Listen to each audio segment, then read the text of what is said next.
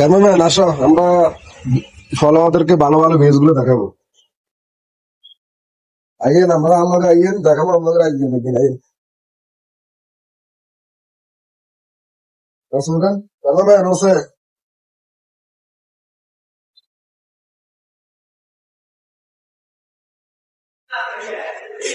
আইয়েন, মাইজি সাহেব এটা দেখাবো, মাইজি সাহেব যা আছে এসে দেখেন দেখাবো আইয়েন।